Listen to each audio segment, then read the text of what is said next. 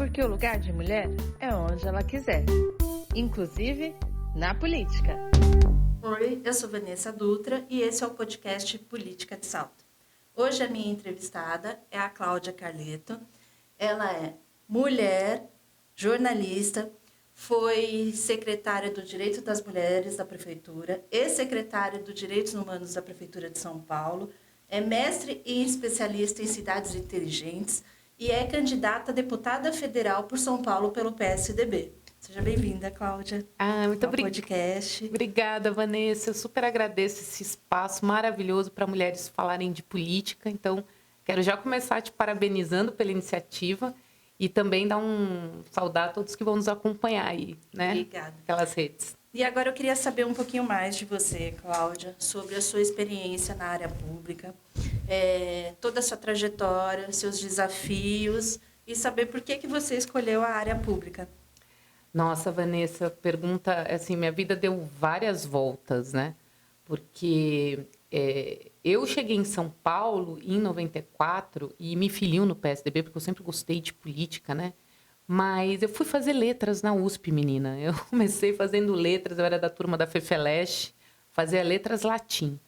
E depois fui fazer jornalismo, e depois fui trabalhar em assessoria de imprensa. Minha vida sempre deu várias voltas, né?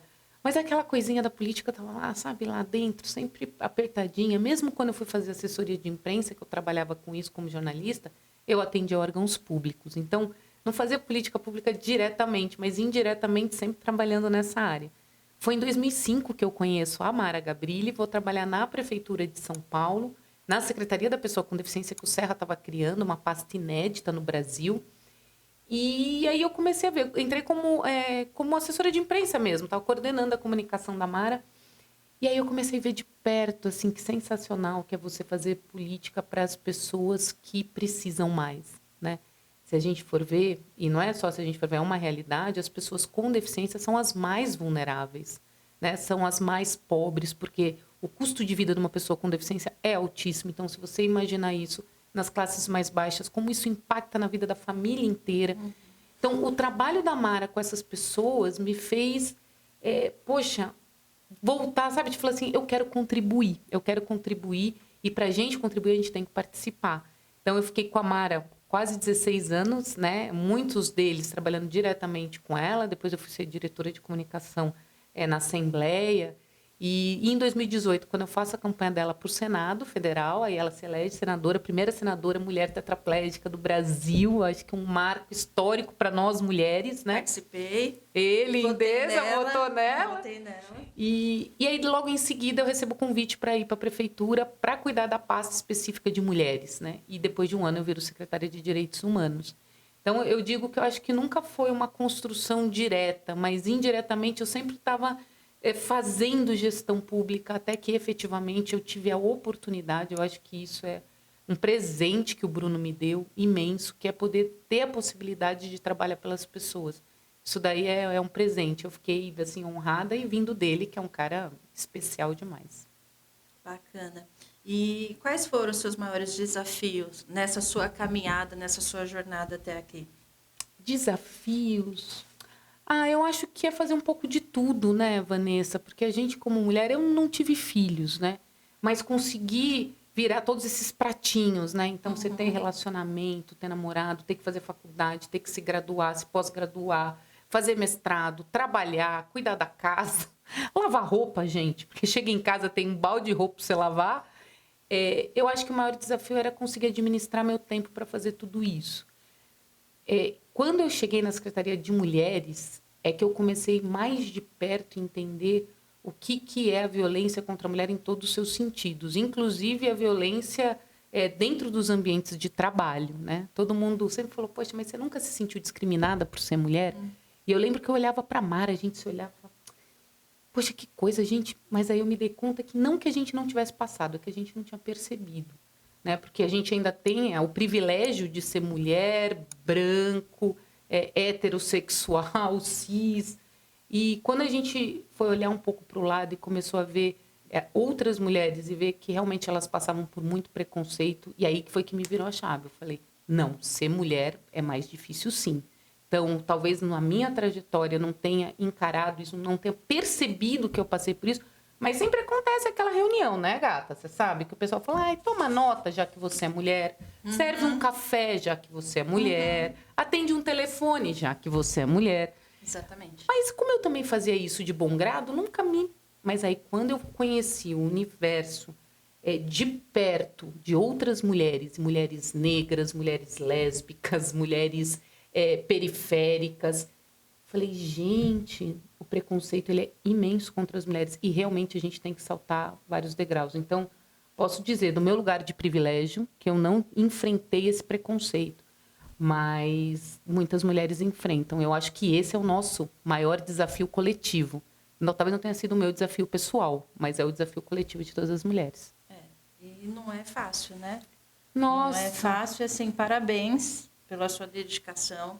Você ser quem você é, você ter chegado até aqui, porque você acaba dando exemplo e dando força para as outras mulheres falar, eu também posso. Né? Porque muitas mulheres às vezes acham, mas é uma coisa inatingível. E não é bem assim, né? De jeito nenhum. E quando eu cheguei na secretaria, lá na Secretaria Executiva de Mulheres, eu conheci a Ana Cristina. Eu sempre preciso falar da Ana Cristina, porque ela, para mim, foi a minha mentora nesse universo. E ela é uma mulher negra, não necessariamente da periferia, mas que mora na zona leste da capital, que tem as suas dificuldades. E ela que me ensinou. Ela falou 2 coisas para mim. Primeiro, que ser feminista é você garantir o direito das mulheres. Então, são de todas as mulheres. É o direito dessa mulher ter creche, é o direito dessa mulher ter ensino, né? Conseguir chegar numa faculdade, porque a gente sabe que muitas meninas e muitas mulheres abrem mão do ensino superior, porque tem que cuidar da casa e tem que cuidar de criança, gravidez na adolescência. Essas mulheres que têm o desafio de cuidar da casa, de chefiar seus lares, de ganhar menos. Ela falou, Cláudia, ser feminista é lutar para que todas essas mulheres tenham direitos iguais. Falei, poxa, Ana Cris, você falando desse jeito, eu acho que eu sempre fui feminista e eu nunca tinha me dado conta que eu era. E a segunda coisa que a Ana Cristina me ensinou foi que quando uma mulher sobe, a gente tem que trazer outra. Então, e a gente vai fazendo aquela cordinha de caranguejo até o ponto que hajam muitas mulheres onde elas precisem estar, que é em cargos de chefia, que é sendo CEOs de empresa, que é ocupando os cursos de engenharia, que é tendo oportunidade em cursos de medicina, que é fazendo química, matemática, ocupando espaços que sempre foram majoritariamente masculinos. Eu tomei para mim, sabe, essa como se fosse uma missão de vida, até me emociona de verdade. Porque, Sim. Porque eu acho que isso faz toda a diferença, né? A diferença da gente estar aqui e de tentar estar em espaços públicos é que a gente possa ajudar as pessoas. Exatamente, e trazer para as mulheres. Sem dúvida nenhuma. Né? Trazer mais mulheres. E é emocionante, porque a gente sabe os desafios que a gente tem e a nossa trajetória, o quanto é difícil, né? E até uma coisa que eu falo aqui, a gente tem 52,5% do eleitorado brasileiro é mulher. E como é difícil mulher se interessar por política. E isso é triste, porque ela está no nosso dia a dia, né? A política, ela tem a decisão até se a gente tem a capacidade de ser mãe ou não. Exatamente. Então, a gente precisa trazer mais mulheres e levar mais a política pública para as mulheres. Então, parabéns. Obrigada. E aí, eu queria saber uma curiosidade sobre você. Ai, uma curiosidade sobre mim. Ai, menina, é tão difícil porque... Mas tá bom, vamos lá. Quando eu era adolescente, eu adorava fazer dança, né? Então, onde eu morava, eu fazia ginástica rítmica. Então, eu dançava os 4 instrumentos, eu adorava. E meu maior sonho era ir para as Olimpíadas. Dançando a fita, adorava dançar a fita, a bola e o bambolê, gente, é isso, pronto. Ah, mas legal, bacana, né? Quem não gostava, toda menina, né? A gente ficava com as fitas e achava... E eu treinava loucamente, fazia apresentação na minha cidade, meu maior sonho era seguir. Aí teve um dia, menina, no dia da apresentação, o dia mais importante, eu me caio de bicicleta, todo mundo se apresenta, menos eu... Mas é isso, é a vida. Essa é uma curiosidade, eu acho. Mas bacana. E aí eu queria saber um pouquinho de você. Como eu estava te falando, a gente é 52,5% do eleitorado brasileiro. Hoje em dia as mulheres estão se empoderando mais. A maioria hoje dos chefes de família são mulheres. Qual a importância que você vê a participação das mulheres na política? E aí a gente tem um marco histórico, que a gente tem 2 candidatas mulheres né? Uma para presidente e uma para vice, que é a Simone Tebet e a Mara Gabrilli. Então, eu queria que você me falasse mais ou menos qual a importância que você vê da participação das mulheres na política do Brasil. Poxa, eu acho fundamental. Primeiro porque representatividade é isso, Vanessa. Eu acho que a gente não tem que colocar naquele lugar que um é melhor que o outro. Todo mundo é bom junto. O princípio é esse, a gente é bom junto. Se a gente é 50% da população, por que a gente não ocupa 50% das cadeiras do Congresso? Essa é uma questão de representatividade. Se fosse, a nossa democracia é pautada na representatividade. Então, como é que você tem uma representatividade se você tem a maioria de homens brancos, heterossexuais, de 40, 50, 60 anos? Quer dizer, toda a população representa esse recorte? Cadê os negros? Cadê os indígenas? Cadê os nossos migrantes? Cadê as nossas mulheres? Cadê os nossos jovens? Então, precisa, acima de tudo, ter representatividade. E aí, para a gente conseguir equalizar esse gap histórico, a gente precisa trabalhar muito. E aí eu acho que tem que realmente enfatizar a importância das mulheres entrarem na política. Eu sou de uma geração, não sei você, né? Mas a gente, na nossa geração, era assim, a gente era criada dentro, né? Minha mãe, uma batalhadora maravilhosa, uma mulher que eu me espelho muito nela, porque ela criou sozinha 3 filhos, mas ainda tinha aquela coisa dentro de casa da menina brincar de boneca.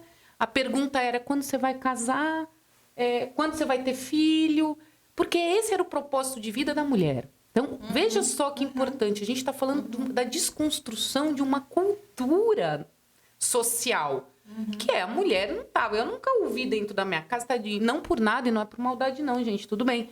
Mas o tipo, filha, você um dia vai ser presidente do Brasil. Filha, o seu sonho é ser governadora do estado. Filha, você quer ser presidente de empresa?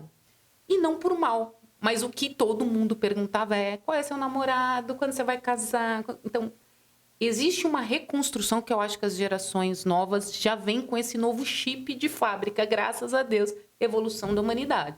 Mas a gente tem que batalhar muito para resgatar a nossa geração, Vanessa. Né? Que é a geração dos 40, eu já estou chegando nos 50, mas não precisa falar. Que a gente construiu uma história para poder ocupar um espaço que nunca foi preconizado que a gente ocupasse. Então, poxa, quando eu vejo Mara Gabrilli, que não por nada, e sim por tudo, porque eu acho ela uma mulher sensacional, porque ela é desbravadora, absolutamente dedicada à causa pública, é uma mulher íntegra, uma mulher corajosa, uma mulher que pensa no outro antes dela, que se movimenta mais do que muita gente que a gente conhece. Exatamente. Ela integrar e levar a pauta da acessibilidade junto com a Simone Tebet, que igual é uma mulher, que também passou muitos desafios para chegar lá, uma chapa puramente feminina que agrega mulher e agrega inclusão de vulneráveis, que é o que a Mara representa. Para mim é um orgulho para o Brasil ter isso.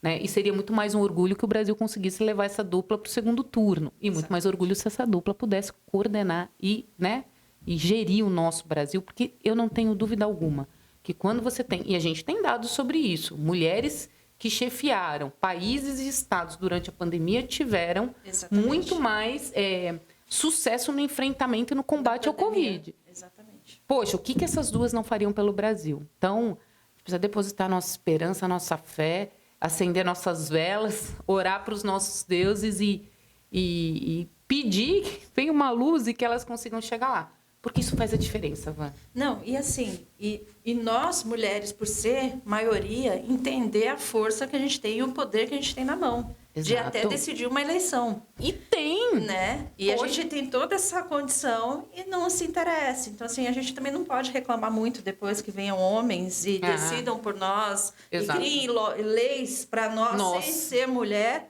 Isso porque a gente tem tudo isso na mão e a gente não vai atrás, né? Tipo, não busca nossos direitos, não procura saber nossos direitos, não se interessa. E não usa o voto como aquilo que ele é, que é uma ferramenta de transformação. Exatamente. O voto é fundamental.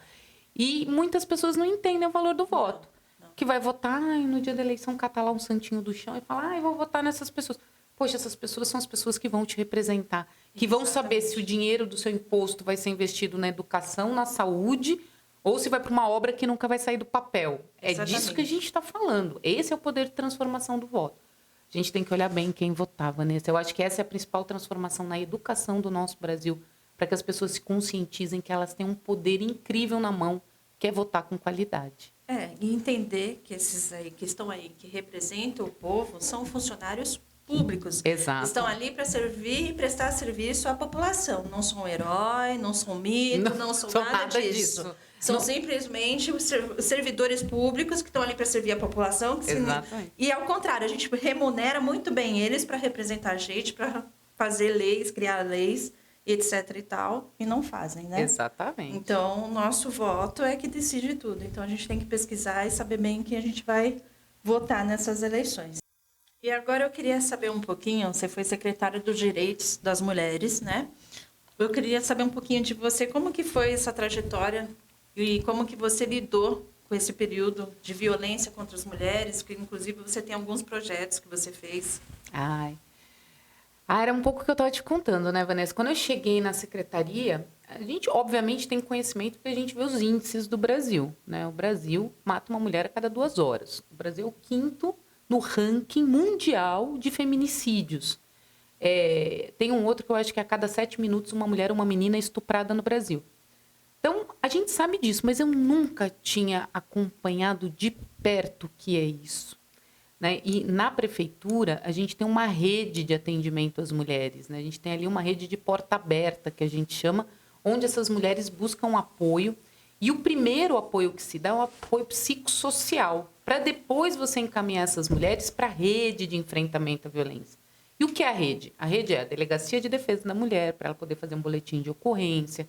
É a Defensoria Pública, porque muitas mulheres querem se separar, precisam de apoio, que é a advocacia legal, que a gente chama.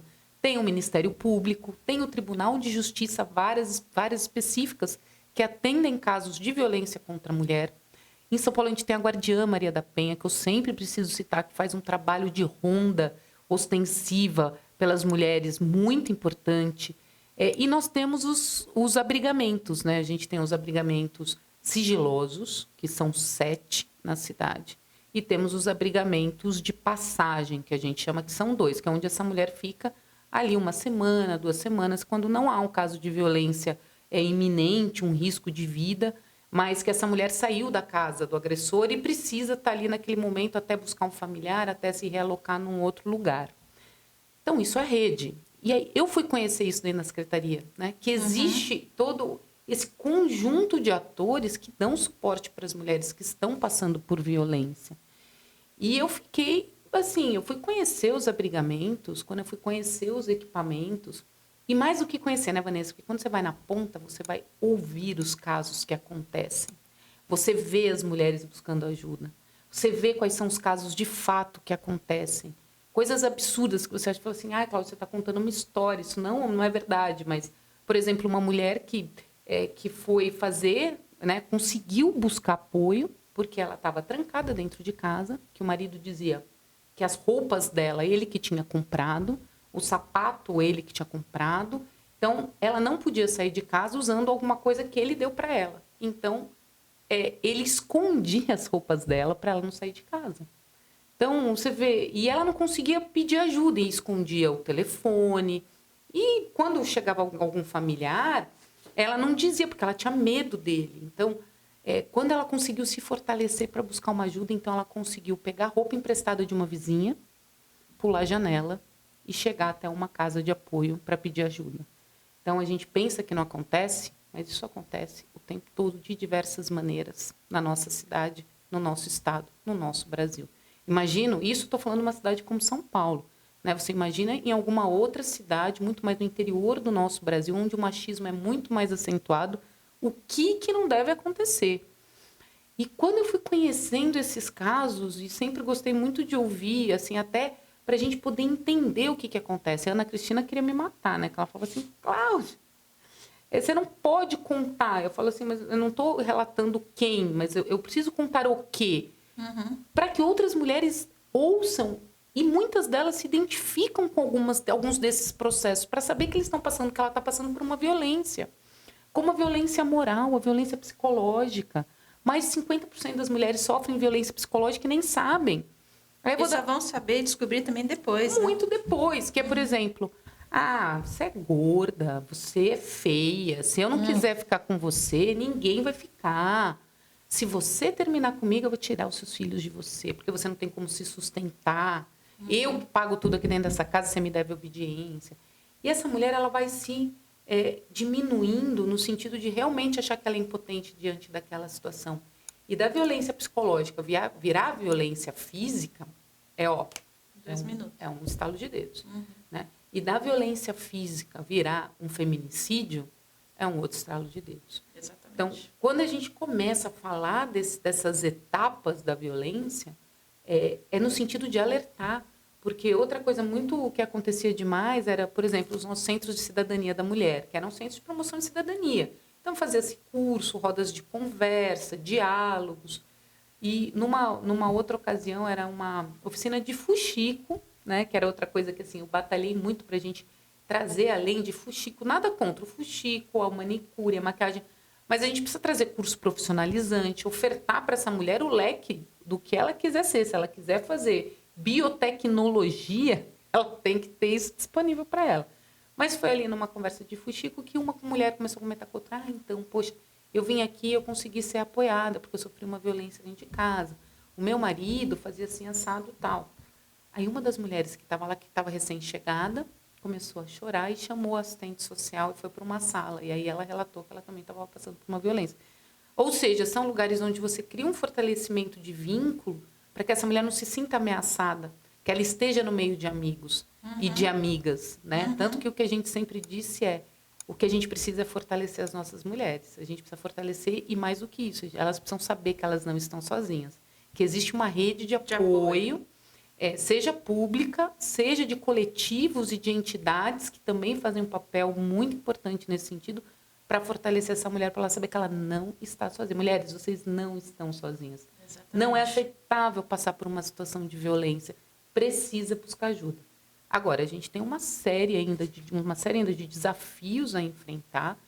Um dos levantamentos que eu fiz como secretária, que a gente começou a coletar muito para a gente entender qual é o perfil dessa mulher que busca ajuda, a gente viu que as mulheres que buscam ajuda em São Paulo, elas são brancas, elas têm de 35 a 50 anos, elas têm o ensino médio e recebem mais de 2 salários mínimos. Ou seja, a mulher negra periférica, que é a que sofre 65% de toda a violência contra a mulher, não está buscando nem ajuda.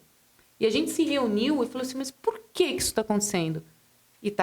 E acontece por conta do racismo estrutural dentro das estruturas públicas. Então, para você ver que os desafios, eles se acumulam. Quando a gente fala de acúmulo de vulnerabilidade, é isso que a gente está falando. Então, o trabalho é grande, é imenso, mas eu acho que a gente tem passos fundamentais que foram dados, como a inauguração da Casa da Mulher Brasileira, aqui em São Paulo, que é um centro de referência e excelência em atendimento à mulher, mas que muitas outras casas precisam aparecer, não só na cidade de São Paulo, como no estado inteiro. E, acima de tudo, Vanessa, eu acho que você, como comunicadora, tem um papel fundamental, que é disseminar a informação. Mulheres, vocês não estão sozinhas. Exatamente. Busquem ajuda. E busque sua rede de apoio, né? Claro. Que seja uma amiga, sem dúvida, uma vizinha, um parente, e denuncie, ligue 180 e denuncie. E mais do que isso também, eu acho que São Paulo também ele foi pioneiro e também agregou muito com essas novas delegacias da mulher, que isso também ajuda bastante. Apesar que ainda, eu acho que as mulheres elas não entendem os direitos delas, então dificulta esse pedido de ajuda. Então, até deixar aqui, mulheres, procurem seus direitos. Vá em busca das leis existentes para vocês saberem como e onde procurar ajuda. Porque se a gente não buscar esses direitos, não for atrás de leis e saber quais são os nossos direitos, a gente também não sabe por onde começar. Exatamente. A procurar ajuda, né? Isso. Então, é basicamente isso. E aí, eu queria fazer uma brincadeira com você. Vamos lá. Que a gente tem que falar de política. A política ela tem que ser séria, como eu já comentei, mas assim, ela não precisa ser chata. Então, eu vou te falar um nome e você me responde com uma palavra. Tá bom, pinga-fogo, chama isso. Então, vamos lá. Lula. Ladrão. Bolsonaro. Louco. Simone Tebet. Séria. Muito bom. E aí eu queria que você, agora, falasse para as pessoas um pouquinho mais sobre você e deixasse suas considerações finais para as pessoas que estão nos assistindo.